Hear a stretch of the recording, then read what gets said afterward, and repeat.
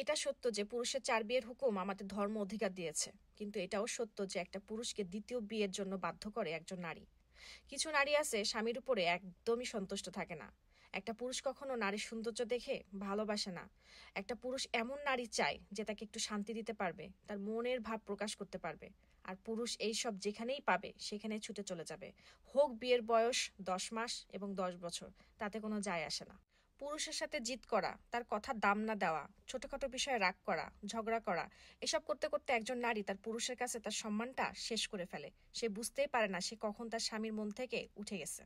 সেই নারী তার স্বামীর মন দখল করে রাজত্ব করতে পারে, যে তার স্বামীর পছন্দ মতো নিজেকে বানিয়ে নেয়, স্বামীর উপরে সন্তুষ্ট থাকে।